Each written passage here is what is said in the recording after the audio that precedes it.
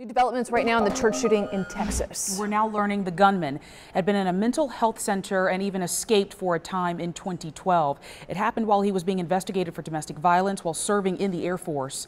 Today, investigators said they have no reason to believe anyone else was involved in the shooting where 26 people died at the First Baptist Church in Sutherland Springs Sunday. Investigators say that they believe he sent angry text messages to his mother-in-law that very same morning and called his father afterward, all before killing himself. They have his cell phone and a search warrant to see what's on it, but so far they are locked out. So it actually highlights an issue that you've all heard about before.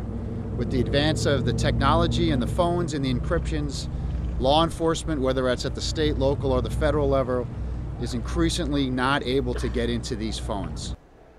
The ATF also has shell casings from the church. They're reviewing their ballistics database to see if the gun was used in any other church shootings. And in the meantime, this small memorial near the crime scene at the church continues to grow. You see it right there in that video. Seems like we're seeing scenes like this more and more often these days. Tragedies devastating communities. Yeah, but they can also pull people together. The Now's Chris Welch is in Sutherland Springs, Texas for us right now, seeing this firsthand.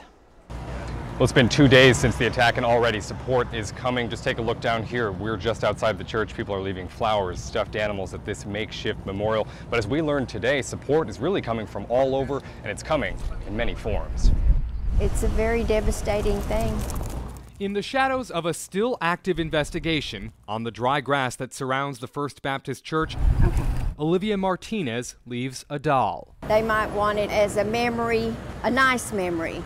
She's pretty. Most are in shock. Mary Beth Fisk, who runs a counseling nonprofit in San Antonio, has been outside the church offering her services for anyone just needing to talk. We've responded to crisis situations in the past where there's been loss of life, but nothing to this magnitude. She and others we spoke to today are noticing one common theme: generosity. This community and the broader community across the country has stepped up to offer their condolences, but do it in action. Just across the street, the Homicide Survivors Support Group from Corpus Christi sets up a table offering help in the best way they know how. Hugs, Kleenexes, stuffed animal. Donna Watkins lost her brother in a homicide decades ago. She says that experience gives her a unique perspective to assist. There is no way that unless you have walked through their shoes that you know where they're coming from. We actually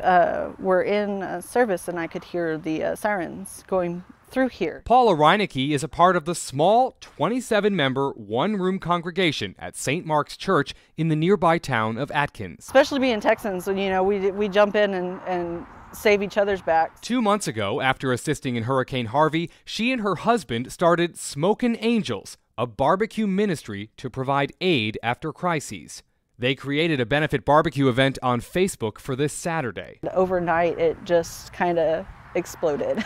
She's received hundreds of calls and messages, donations from all over, and not to mention thousands of pounds of pork. It's a comfort food here. She says this is what Texas does in the face of evil. It makes my heart smile.